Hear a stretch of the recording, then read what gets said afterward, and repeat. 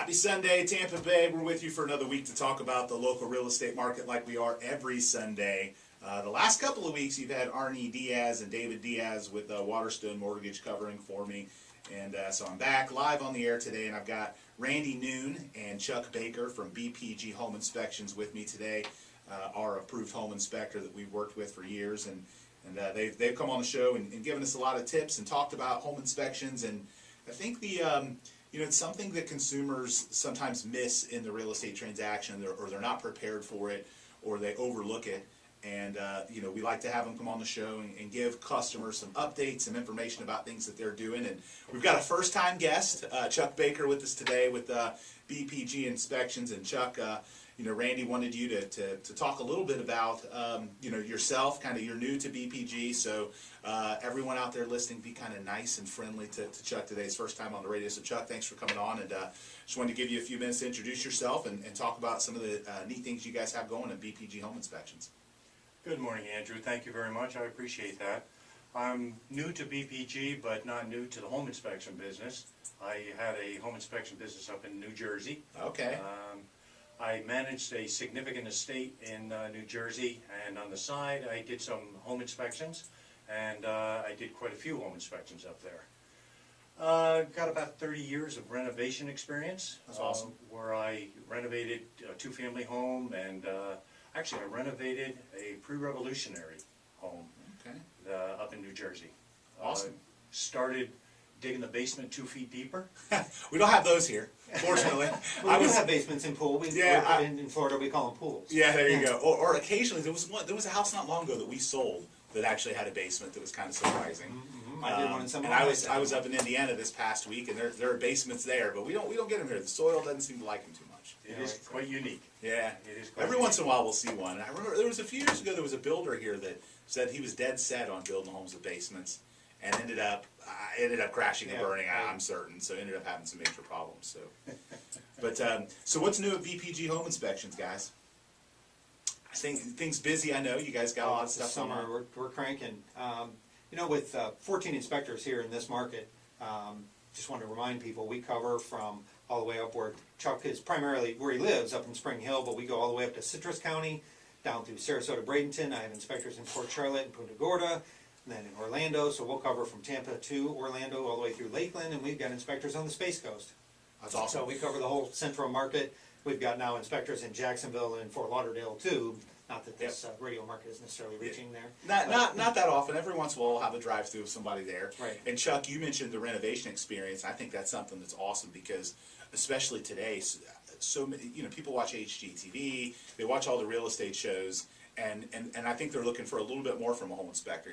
Not only are they looking for the advice of, hey, what's this cost to fix, or what's this, some of that upgrade experience, or what it would cost to do this. I think is going to be great as a home inspector. I'm sure that's something you guys run into. You get somebody that's in the house, and obviously they're looking at the repairs and things that have to get fixed, but then they're popping questions like, oh, well, how would this work, or how would that work, or what's this going to cost? Right. So. Yep.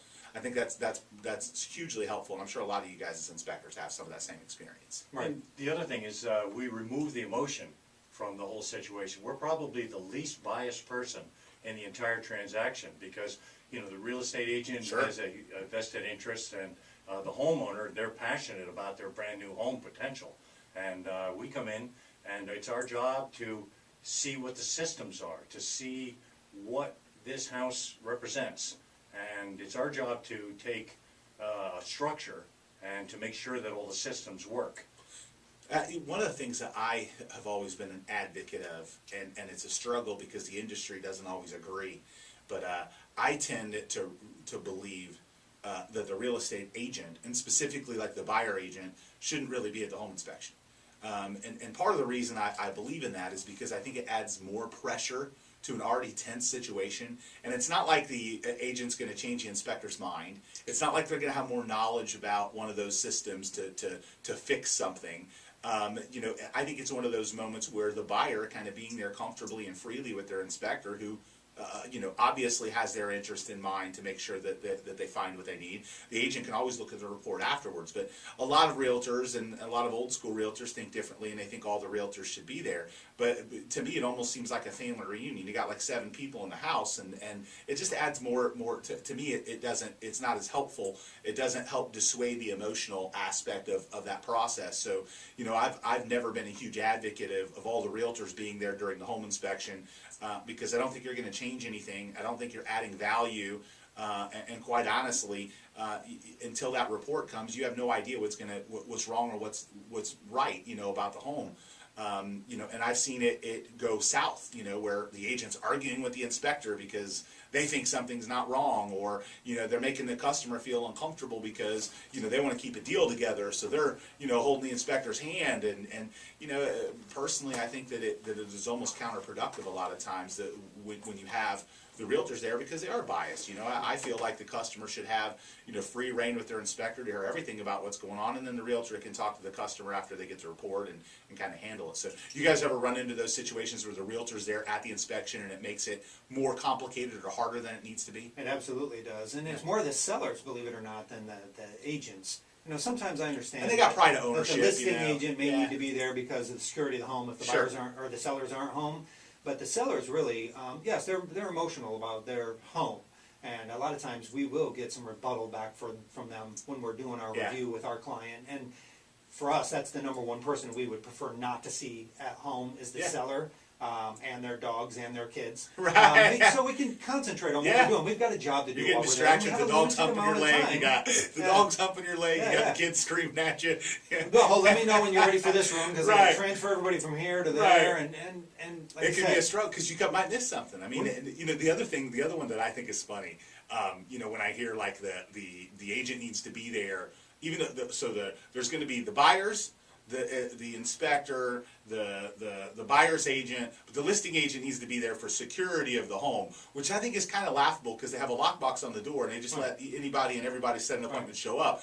But they need to be there for the security. I mean, what is the inspector going to run off with the TV? I mean, we all got insurance, It's not like what it tells me is that person, someone in there is a control freak, and the security is an issue now, but it wasn't an issue for all the showings. It wasn't an issue when the buyer and the buyer agent came there, Right. And granted, there have been instances, and there's always instances where maybe an inspector doesn't put something back or breaks something or whatever. But at the same time, if the agent's there, are they gonna prevent that from happening? I mean, no, it's gonna happen. It happens when you're inspecting homes. So I always think it's kind of interesting. Like I said, I'm an advocate for, especially in a first-time home buyer situation, you get so many people that are there, and it can make the situation more tense than it needs to be, versus letting the buyer walk through the home freely and hear things from their inspector and not have somebody kind of looking over their shoulder. And it's the same thing when I see, the agent needs to accompany a certain property. The agent needs to be there for a showing. You can run into, and obviously it's needed in some situations. We have, celebrities that we work with and professional athletes that we work with, and they have really, really valuable things, right? Things that are not replaceable. And in those situations, obviously, you need to be there to keep an eye on certain things and all that. But it's just not conducive to a smooth transaction to have that many people always there. No, we want to be able to talk candidly to our clients, and we don't want them. A lot of times, sellers will follow us around. Hey, are you finding anything? Are you finding anything? And you might as well not ask me, because like, frankly, my answer is going to be no. Everything's great. I'm not working for you. This is not your home inspection. That's what a lot of sellers don't realize. I'm not there in their behalf. I'm working for the buyer, and I want to be able to. Well, and your goal is to find things wrong. There's a lot of agents that they get frustrated when inspection issues kill a deal. But as I've told you before, we'll find them another home. There's plenty of other homes out there, and they're going to buy something else, and you certainly don't want someone to buy a home if an inspection finds something that doesn't warrant it. At the same time, however, sometimes buyers will kill a deal over little silly things that every home in that, I've seen deals canceled over a few $100s in repairs because the buyer thinks they're going to get a perfect home inspection report that we know doesn't exist. Hyper focused. And focused on little menial things, and then they go to home number 2 or home number 3, and guess what? Home number 2 and home number 3 have the same things. They have little things wrong with them too. Quite honestly, the home inspector never really kills the deal. It's the house that kills the deal. True. Yeah. And a good home that's inspector. a great. You know what? That's a great point, and I think that's a misperception in our industry. You're right. That's exactly it. It's the house. It's not the inspector, and it's not as if I don't think a great realtor would want their customer to buy a house with those kind of flaws. And so. But yeah, that's a good point. It's the house, and fortunately you found something that saved a customer from making a mistake. But it is unfortunate sometimes, though, when you have those little issues that a customer kills a deal over that every home in that price range is going to have. If you're buying a $250,000 house, and it's an average priced home in a normal neighborhood built in the 80s, it's going to have a few things wrong with it. I almost view that inspection report as like almost like the bullet points of the things they need to do in their first few years of ownership, outside of any major catastrophes, like if the roof shot or the AC shot or there's a sinkhole, but a lot of the GFI outlet doesn't work, and this and that, and all those little things are going to be things that you're probably going to find in a lot of homes built in the 80s, and that's, I think, where sometimes consumers make the mistake of freaking out on that home inspection report and canceling stuff, and then they go to home 2 or 3, prices go up, interest rates go up, they raise their budget and buy a more, they think they're going to get a better home inspection report by spending more,